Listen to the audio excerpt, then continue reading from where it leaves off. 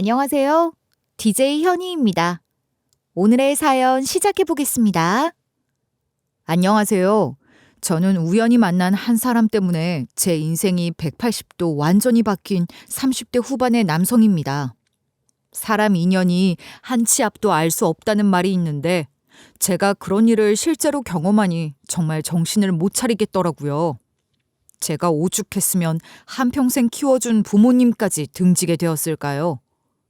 제 일생일대 최고의 에피소드를 하나씩 풀어보려고 합니다. 잘 들어주세요.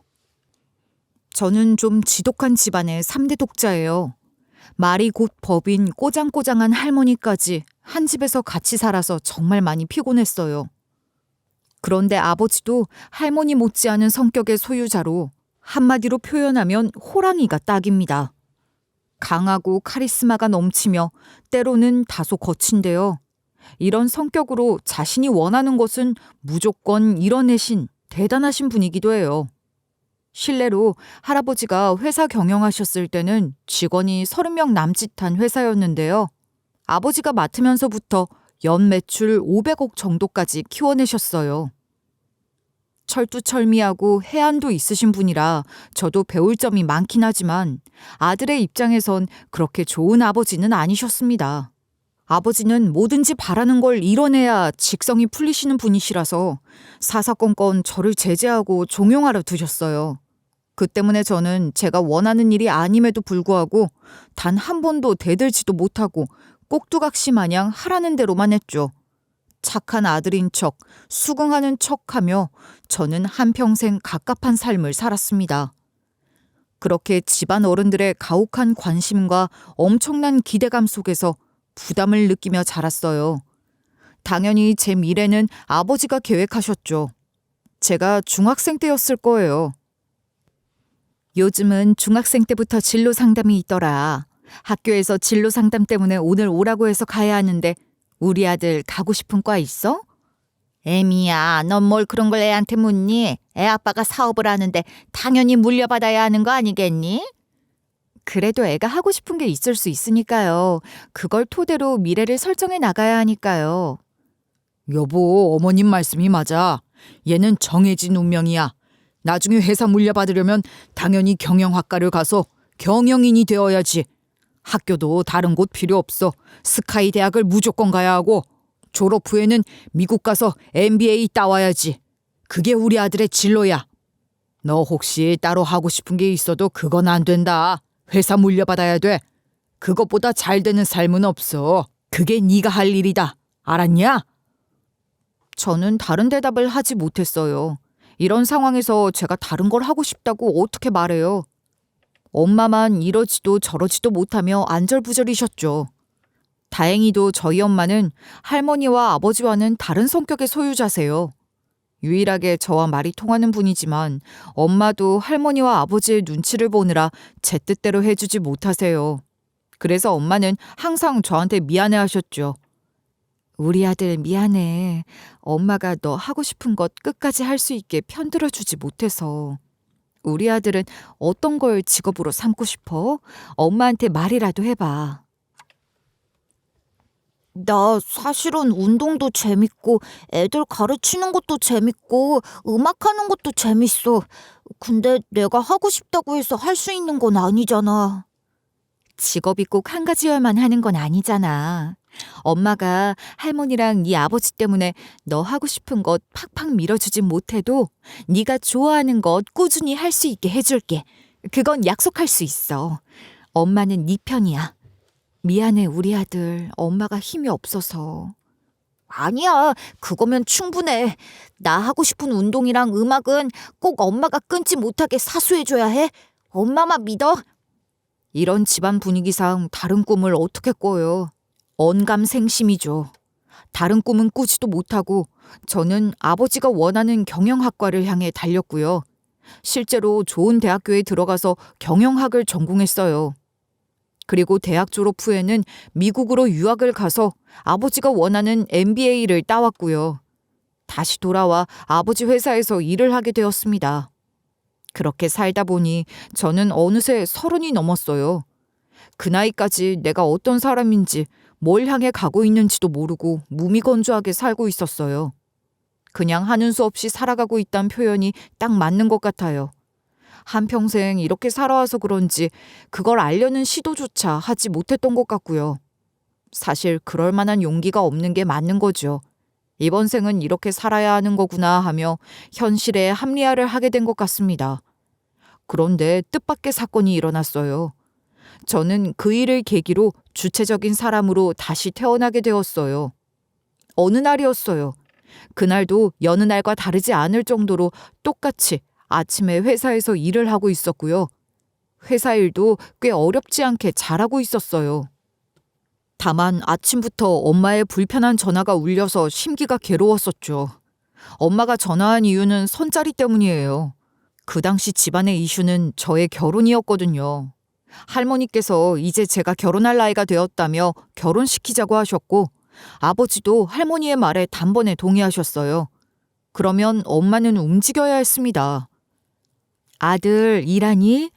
엄마 지금 마담 또 만나서 네 손자리 알아보라고 나가는 길이야.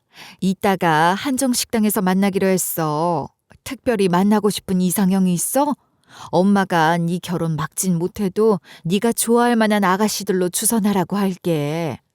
아무나 상관없어요. 제가 선택할 수 있는 것도 아니고요. 엄마가 보시고 괜찮은 사람 결정하세요. 그래, 알았어. 우리 아들 기분이 어떨지 엄마가 이해는 하는데 결혼은 해야 하는 거니까 심혈을 기울인다 생각하고 선봤으면 좋겠어.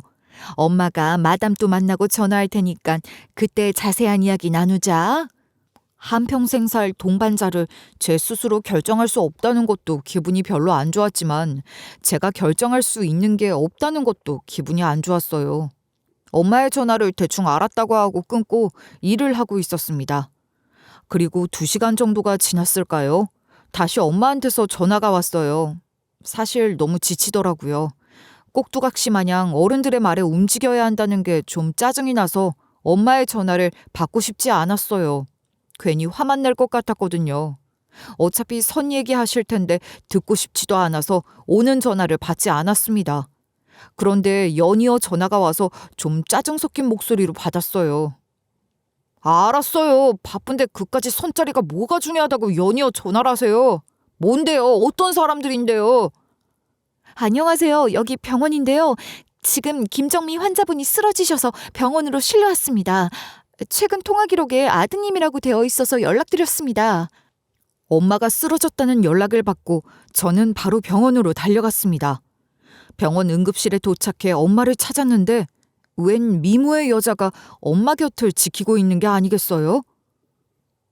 안녕하세요. 아드님 되세요? 다름이 아니라 제가 음식점 화장실에서 어머니를 마주쳤는데요. 저를 보고 쓰러지셨어요. 바로 구급차 불러서 왔고요. 간호사님이 어머님 소지품에서 휴대폰을 찾아 전화하셨어요. 쓰러지실 때 저를 보며 도와달라고 하셨거든요.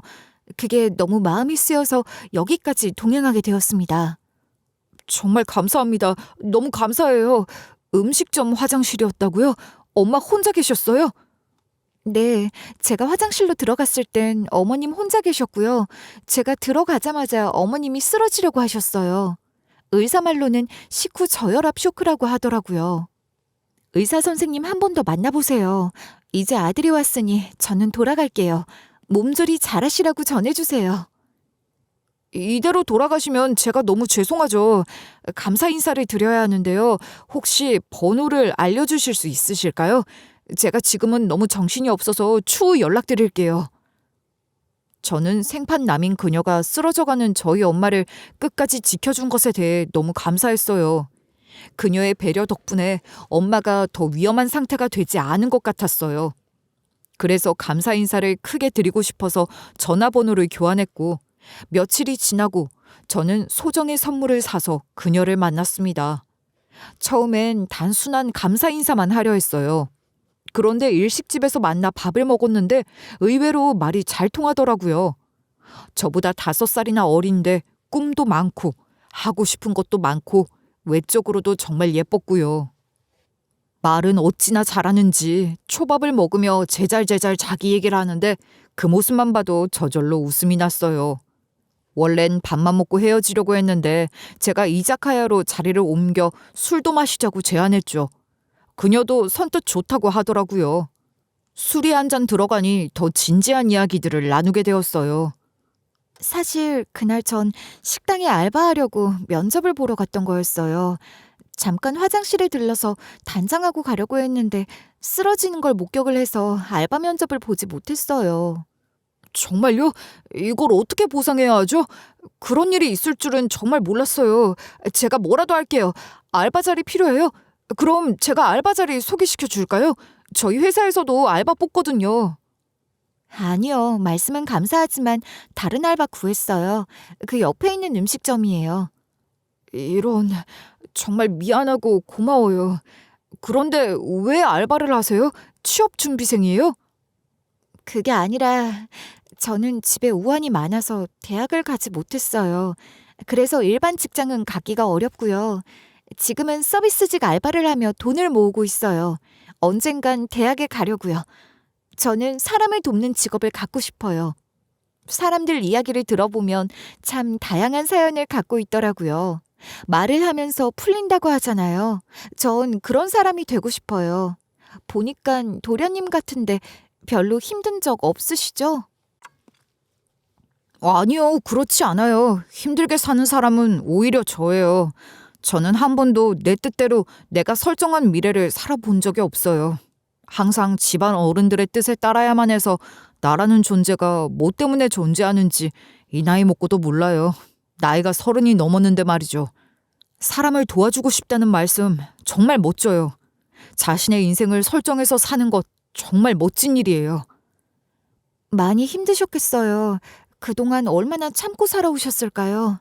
제가 다 들어드릴 테니까 저에게 말하면서 자신을 찾아가 보세요. 남에게 말하면서 생각이 정리되기도 하거든요.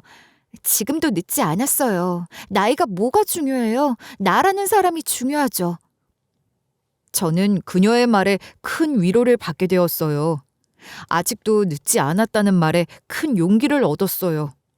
그리고 나라는 사람이 중요하다는 그녀의 말에 그녀가 단순히 착한 사람이 아니라 남의 아픔을 이해하는 사람이라는 것을 깨달았고 저는 그런 따뜻함에 기대고 싶어졌어요. 마치 든든한 지원자를 만난 느낌이랄까요? 실제로 그날 이후부터 그녀와 실시간으로 톡도 하고 전화도 하고 종종 만나면서 저도 저를 찾아가게 되었어요.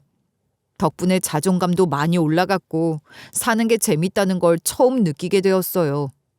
그녀는 저희 엄마만 도운 것이 아니라 제 인생까지도 도와주게 된 거예요.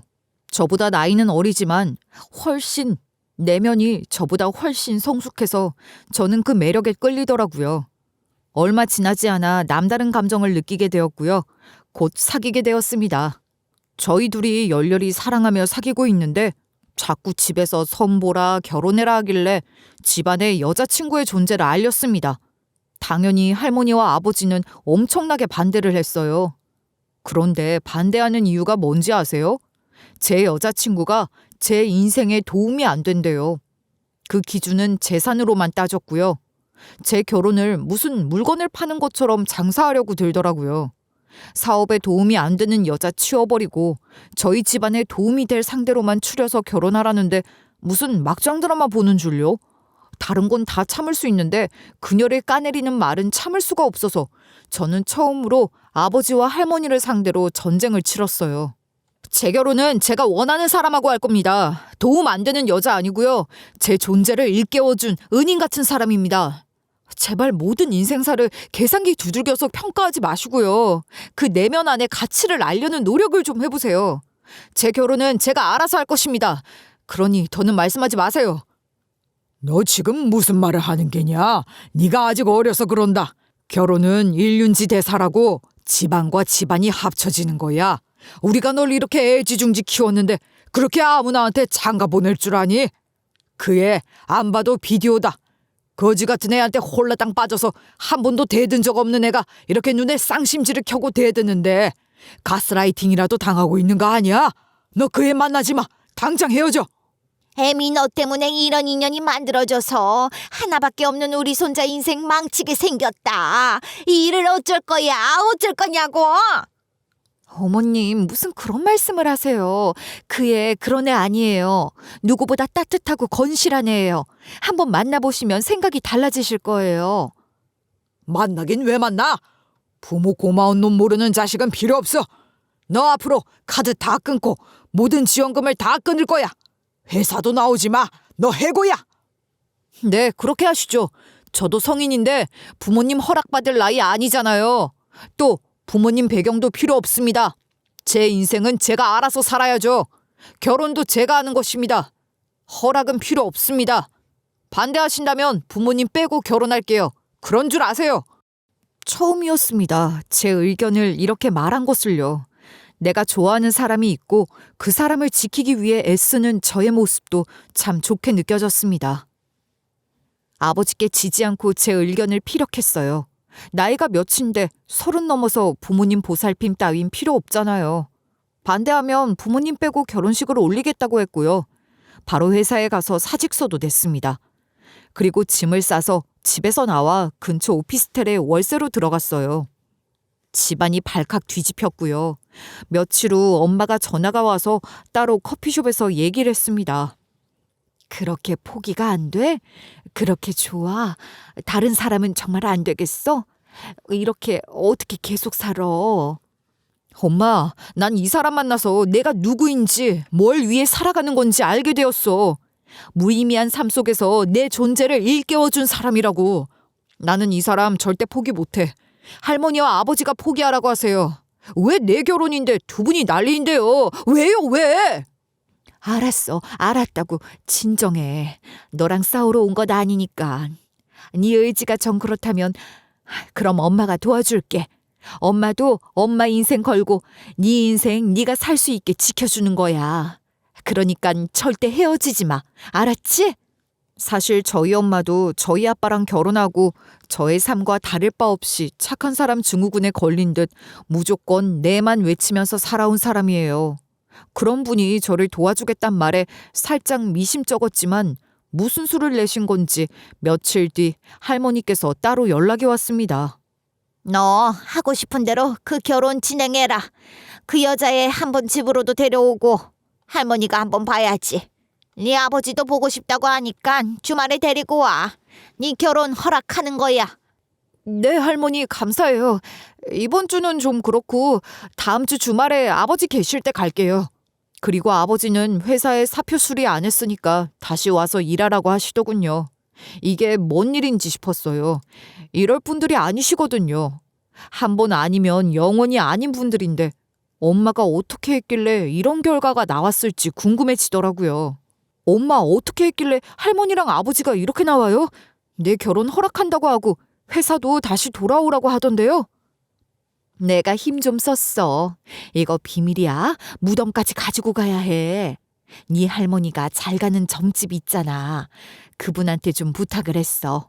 네 여자친구 사주가 너한테 있던 안 좋은 살들을 다 막아주고 심지어 너에게 큰 사고 운이 있는데 그걸 바꿔주는 사주라고 할머니께 말해달라고 했어. 이런 귀인을 일부러 찢어놓으면 하늘이 노할 거라고 그냥 결혼시키라고 말해달라고 했지. 부부간의 궁합도 잘 맞는다고 천생연분이다 그렇게 말해달라고 했더니 그 말 듣고 결혼 승낙하신 거야. 정말로? 아니 진짜로 내 여자친구 사주가 그래요? 우리 궁합이 정말 그렇게 잘 맞아요? 아니 사실 사주 안 봤어. 어차피 결혼할 건데 뭐하러 그런 걸 봐. 좋은 말 들으면 기분 좋지만 안 좋은 말 들으면 기분 안 좋잖아. 그냥 거짓말 해달라고 한 거야. 너희 어차피 헤어지지 않을 거고 어차피 결혼할 건데 기분 좋게 결혼하면 좋잖아. 실제로 몸이 건조한 네 인생에 새싹을 돋아준 사람이라고. 너가 네 입으로 은인이라고 그랬잖아. 그럼 귀인 맞지 뭐. 안 그래?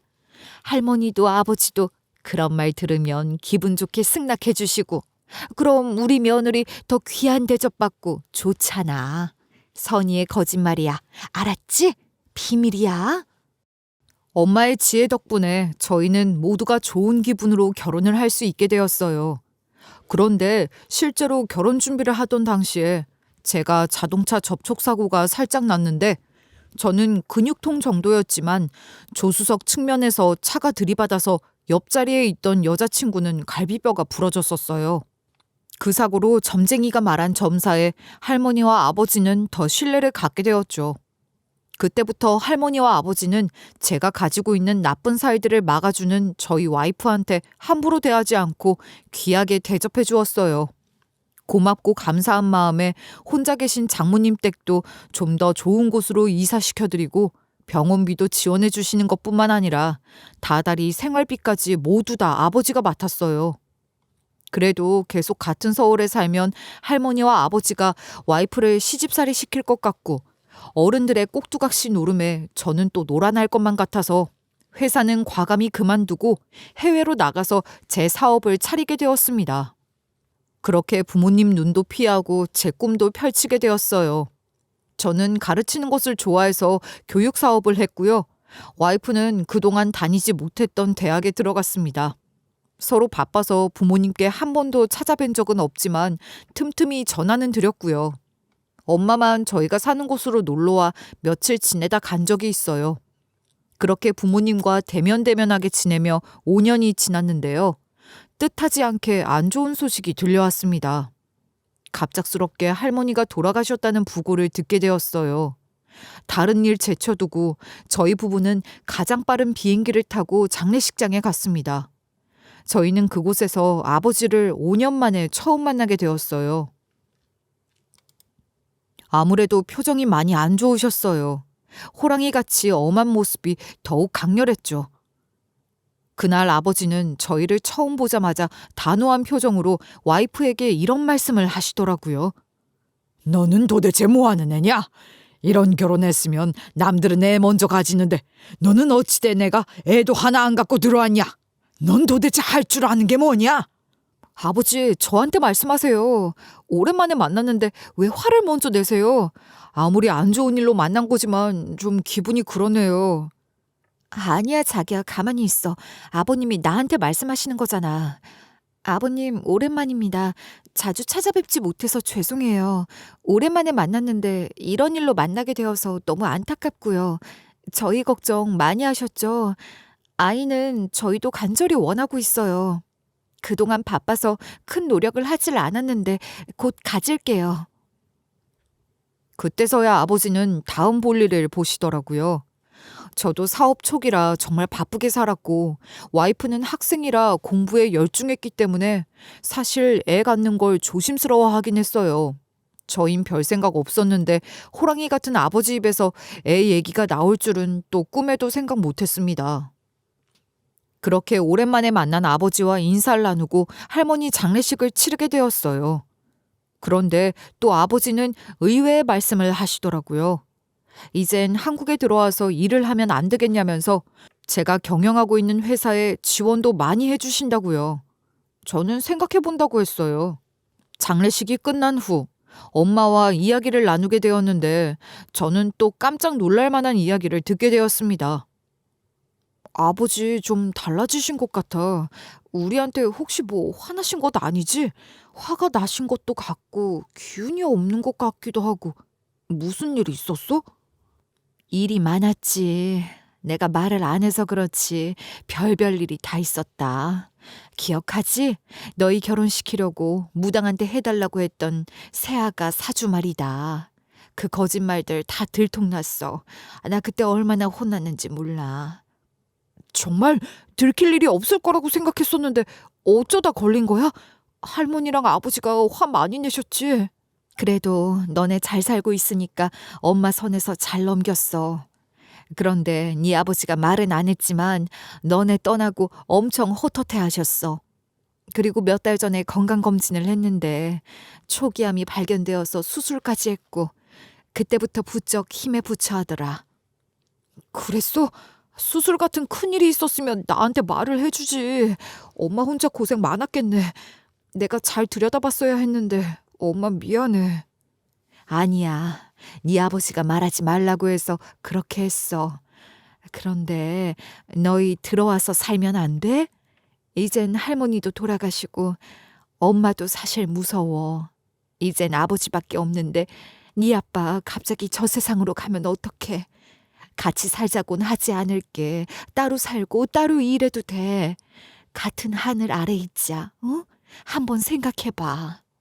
그동안 있었던 집안일을 들으니 해외에서 일한다고 바쁜 핑계로 무관심했던 부모님께 죄송스러웠어요.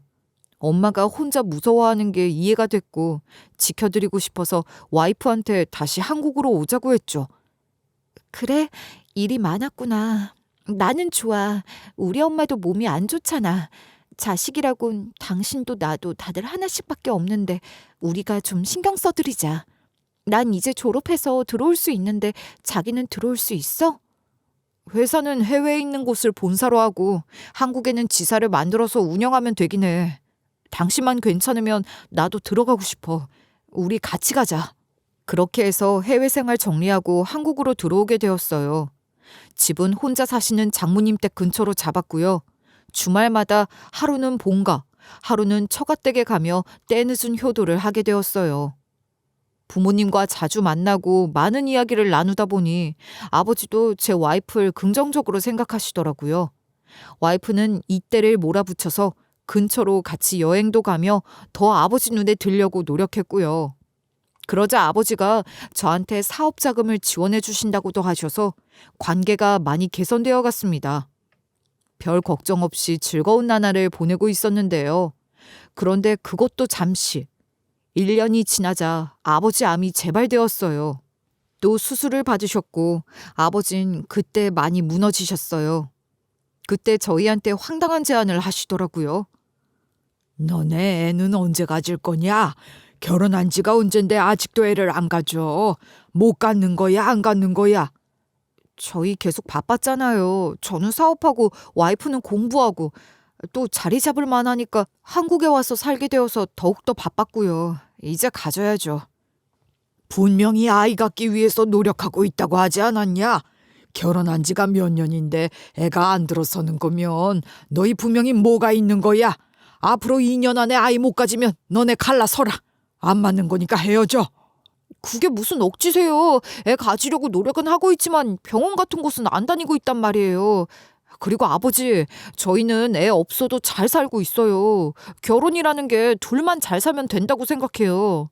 아버지가 억지를 부려도 저희는 절대 헤어지지 않을 거니까 그런 줄 아세요.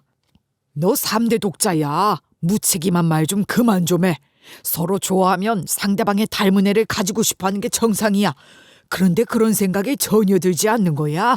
그럼 너넨 잘못된 거다. 그리고 애가 있어야 완성이 되는 게 가족이야. 넌 아직도 세상 물정 모르는 어린애 같은 소리 나고 있냐? 사람이 나이가 들어가면서 나이 값을 해야 되는 거야. 네가 언제 내 말 들어서 안 좋은 적이 있었어? 결혼을 네 맘대로 해서 계속 사달이 나는 거잖아. 내가 애 못 낳는 며느리 들였단 소리를 왜 들어야 해? 내가 왜? 너희 2년 안에 애 못 낳을 시에 이혼해. 그건 네가 잘못된 길을 가고 있단 말과 같으니까. 알았어? 아픈 아버지가 저렇게 열을 내고 성질을 있는 대로 내면서 말도 안 되는 소리를 하시는데 와이프는 옆에서 내내 거리기만 하고 대들려는 저를 말리시더라고요. 저도 그냥 아픈 환자를 더 힘들게 하지 말자고 생각하며 넘기고 집에 왔어요. 집에 와서 저는 와이프 눈치를 보는데 오히려 와이프가 더 당찬 소리를 하더라고요. 여보, 우리 아버님 말씀처럼 진짜로 애 갖기 위해서 최선을 다해보자.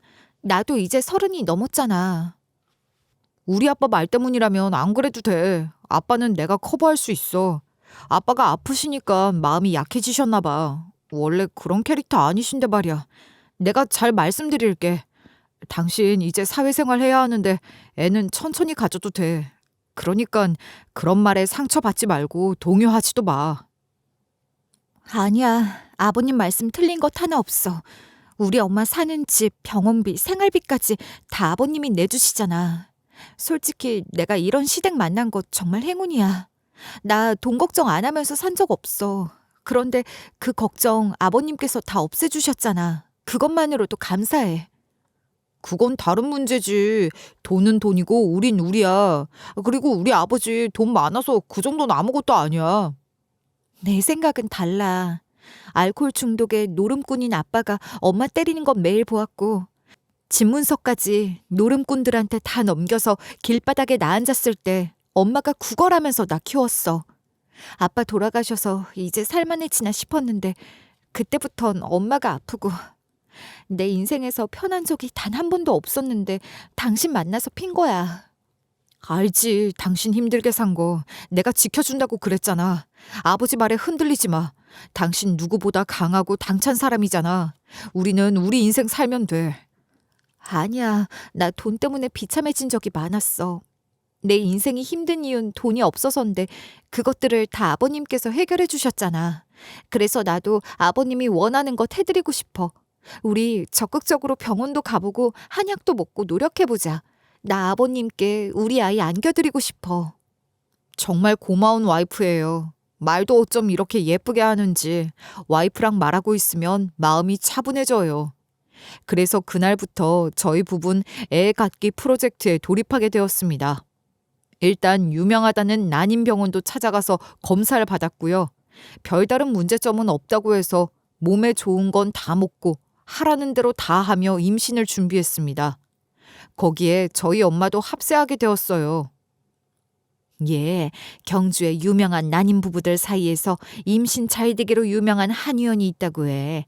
약 먹기만 하면 바로 애가 들어선대. 그런데 예약은 안 되고 무조건 줄을 서야 한대. 전날 밤부터 줄 선다고 하니까 우리 언제 날 잡고 줄 서러 가자. 그럼 날이 좀 쌀쌀하니까 텐트랑 난로 같은 거 챙겨가야겠네. 알았어, 엄마. 와이프한테 얘기해 놓을게. 엄마도 가려고? 그럼 나 집에 있으면 뭐해. 심심하기만 하지.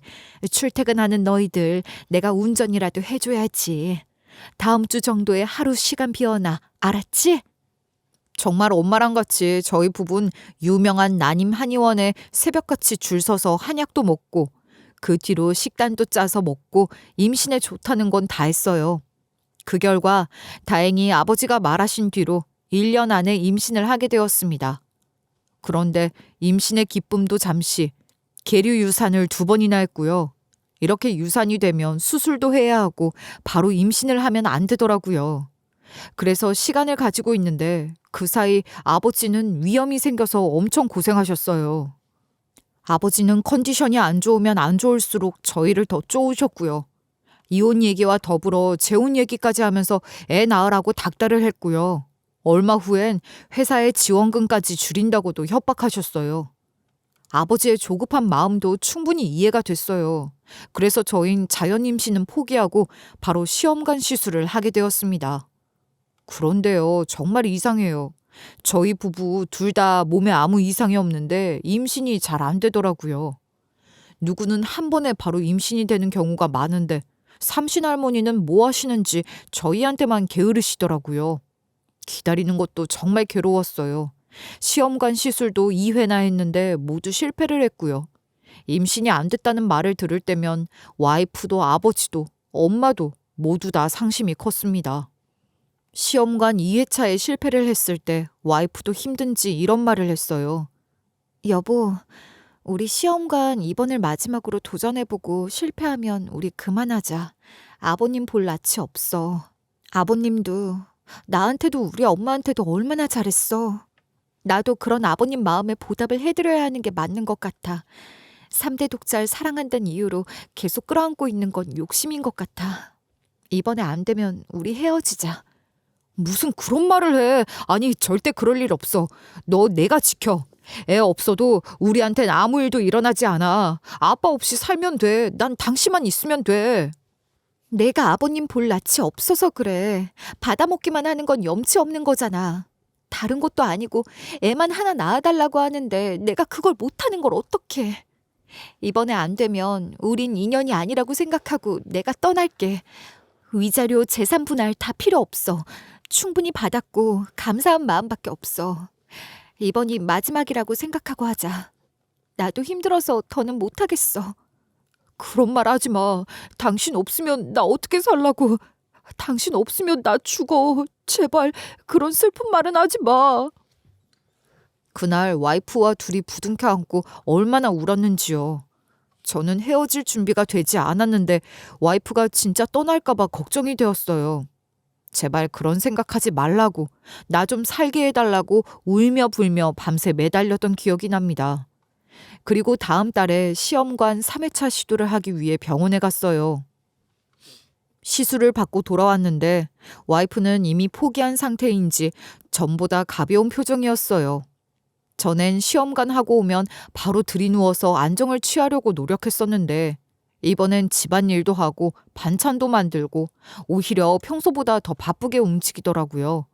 안 될 거라고 생각하는 것 같아요. 전 그 모습이 더 슬프더라고요. 마치 헤어짐을 준비하는 것 같은 느낌이었어요. 저는 그날 조용히 나와서 성당으로 향했습니다.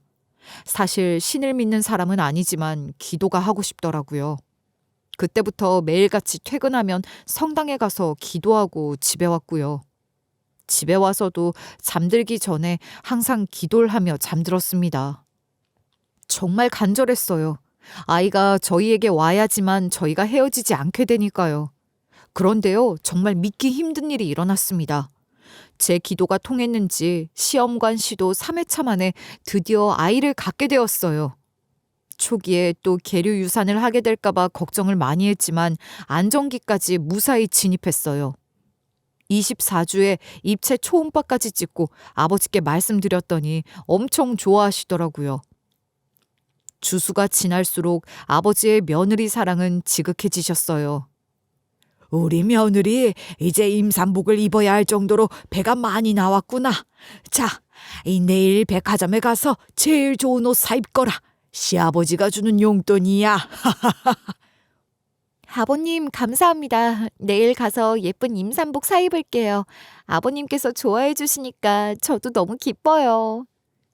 네 시아버지 매일 아기 초음파 사진 본단다. 핸드폰 배경화면도 초음파 사진이야. 어찌나 예뻐하던지 나는 잘 보이지도 않은데 코가 오똑하다고 난리야 아주.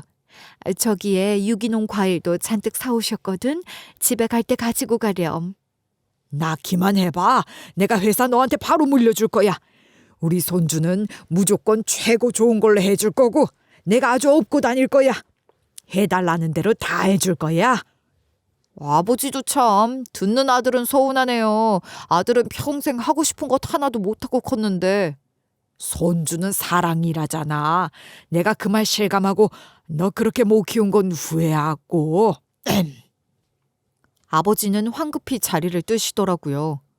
그렇게 와이프의 임신으로 아버진 완전히 다른 사람이 되었고 저희 가족은 화목한 분위기로 바뀌었습니다.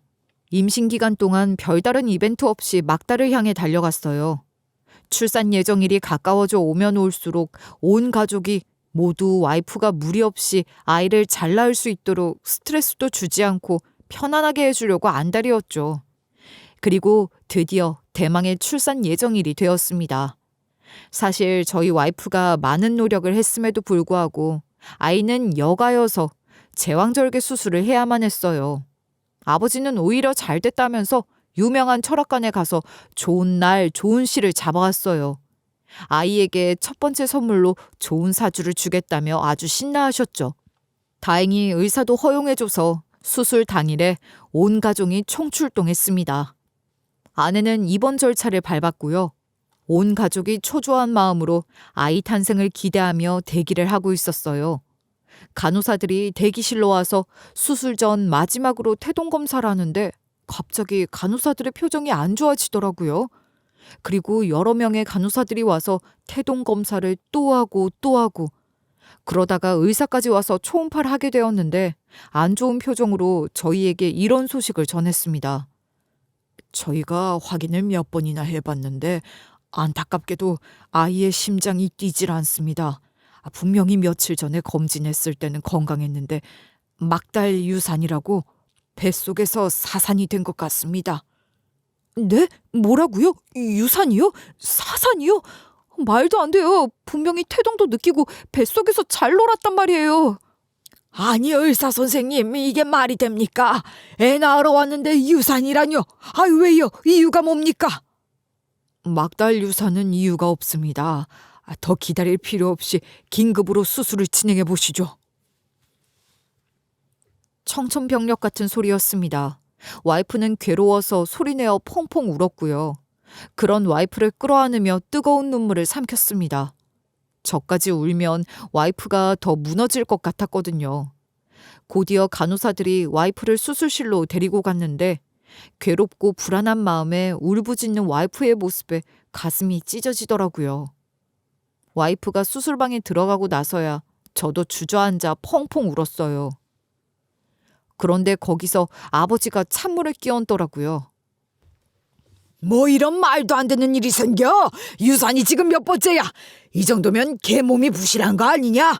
유산도 기가 막혔는데 사산이라니. 내가 언제까지 기다려줘야 해? 너 이번에 잘못되면 이혼해. 나 분명히 말했어. 지금 변호사한테 전화할 테니까 그런 줄 알아. 아니, 이 사람이 지금 상황에서 그런 말이 나와요? 애가 죽었어요. 10달 애지중지 품은 우리 손주가 죽었다고요. 하늘나라로 간 곳 슬퍼해주지 못할 망정 이혼하라니요. 이런 할아버지가 있으니까 삼신할매가 우리한테 애를 안 주는 거예요. 당신 때문에. 아니 이 사람이 지금 무슨 헛소리를 하는 거야? 왜 나 때문이야? 유산되는 게 왜 나 때문이냐고? 당신 같은 할아버지 나라도 싫겠네. 조용히 입 닥치고 있어. 우리 손주 마지막 가는 길 따뜻하게 갈 수 있게 안타깝고 슬픈 마음을 좀 가져봐요. 알았어요? 두 분 그만 좀 하세요. 우리 애가 죽었다고요. 우리 애가 귀하고 힘들게 온 우리 애가 갑자기 하늘나라로 갔는데 니 탓 내 탓 따질 때가 아니잖아요. 제발요. 정말 아버지, 엄마, 제발요. 저 정말 힘들어서 미치겠다고요. 제가 울부짖으며 두 분을 말리자 그때서야 조용해지셨어요. 제 자식이 잘못되니까 부모고 뭐고 눈에 보이질 않았죠. 그런데 저희 부모님도 너무하지 않으세요? 손주가 잘못됐는데 수술실 앞에서 싸우시다뇨. 정말 두 사람이 싫었습니다. 그런데 그때 갑자기 수술실 문이 열렸어요. 다급하게 의사가 저를 찾더라고요. 보호자님, 제가 의사 생활 30년인데 이건 말이 안 되는 일입니다. 일단 진정하고 침착하게 들으세요. 네, 왜요? 저희 와이프도 잘못됐어요? 무슨 일인데요? 저 괜찮으니까 어서 말씀해 주세요. 저는 와이프도 잘못됐을까봐 노심초사하며 의사의 입만 바라봤어요. 의사는 말하기 힘든 말을 하려고 하는지 얼굴까지 창백해지고 손도 벌벌 떨더라고요. 불길한 예감이 스쳤습니다.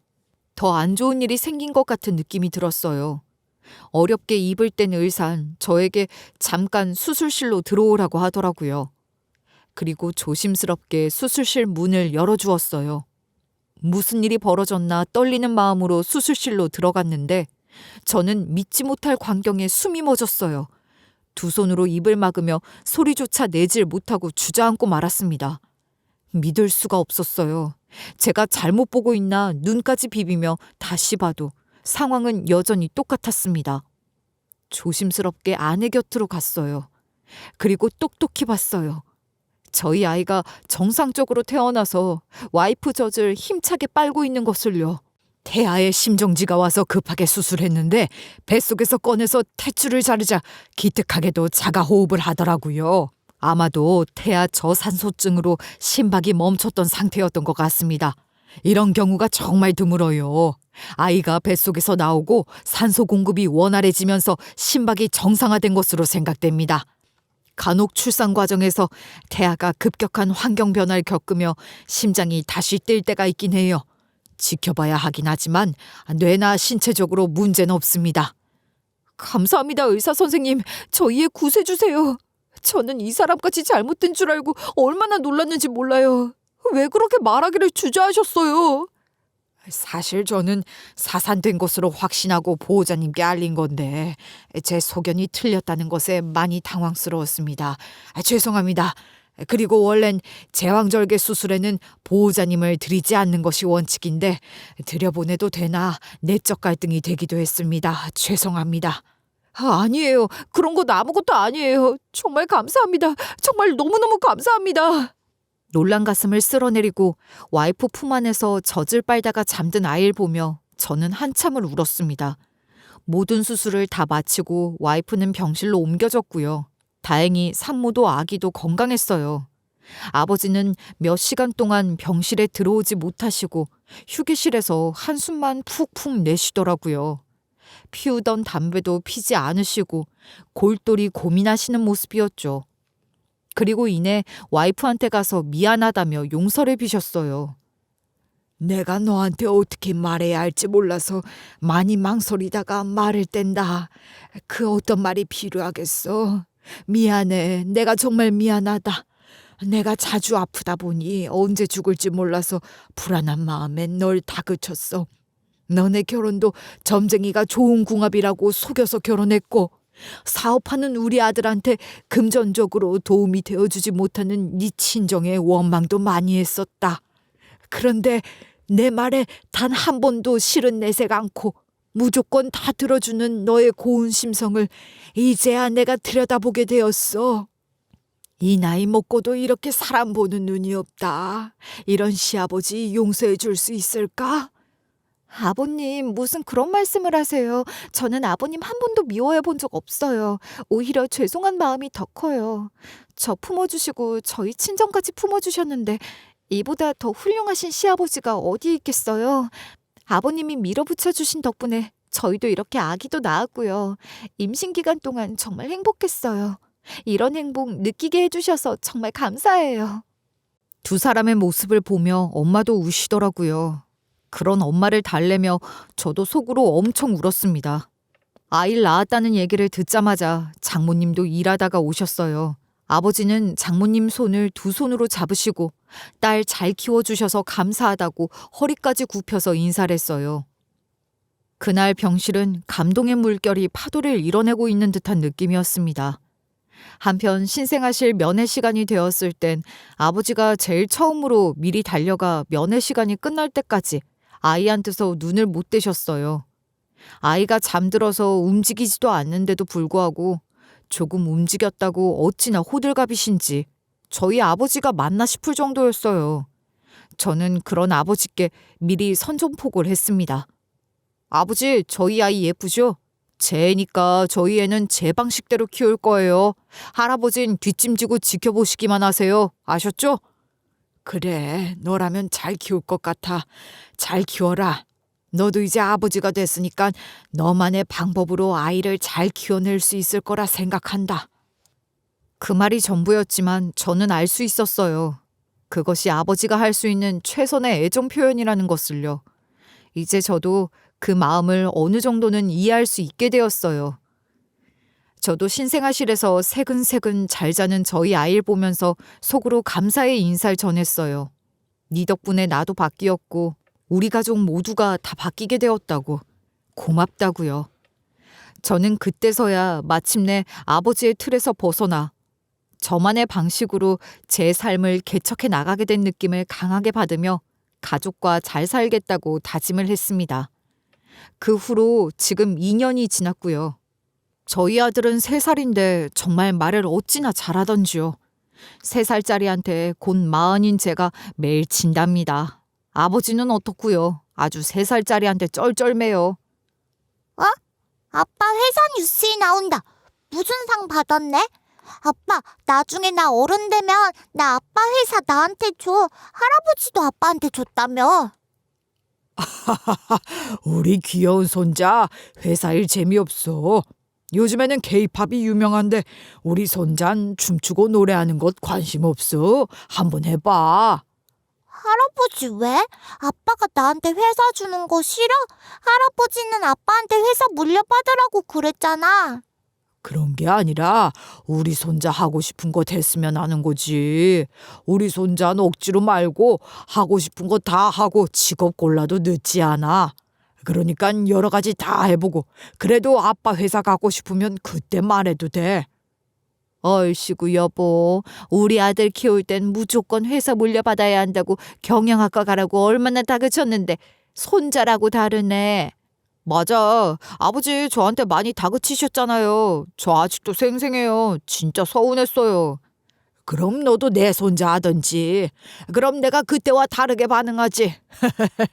어떻게 손자랑 아들이랑 같냐? 안 그러냐? 아이를 낳으니까 정말 집안 분위기가 달라졌어요. 매일 화목하고 매일 웃어요.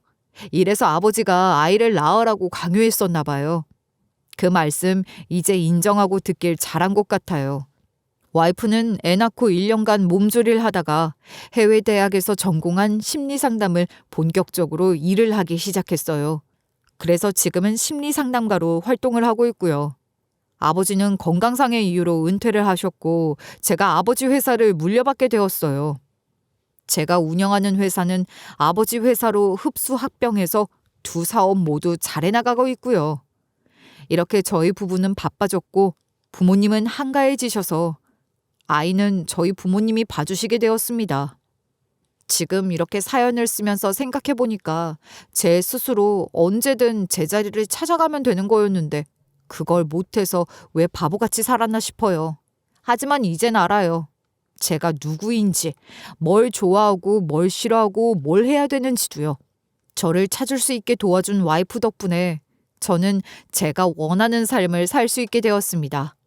우연으로 시작한 인연이 필연이 되었고 사랑은 단순한 감정이 아니라 서로를 이해하고 받아들이는 과정에서 완성된다는 것을 저는 너무나도 알게 되었어요. 사랑해서 떠난다는 말, 그 말이 도대체 말이 되나 싶었는데 그것을 이제야 이해하게 되었습니다. 그리고 진정한 강함은 감정을 외면하는 것이 아니라 그것을 마주하고 표현하는 것이라는 것도요. 저는 와이프를 만나서 어머니를 이해하게 되었고 아버지를 받아들이게 되었고 아이를 통해 또 다른 사랑을 배우고 있어요. 이제는 제 감정에 충실하며 상대를 완벽히 받아들이고 마음을 표현하면서 살아가려고 합니다. 여러분은 이렇게 살고 계신가요? 기적처럼 살아난 우리 아이가 단순한 생명이 아니라 우리를 지켜주고 우리의 운명을 바꾼 기적이라고 생각하면서 매 순간 감사를 느끼며 최선을 다할게요. 저희 가족 응원해 주실 거죠? 저의 이야기는 여기까지입니다.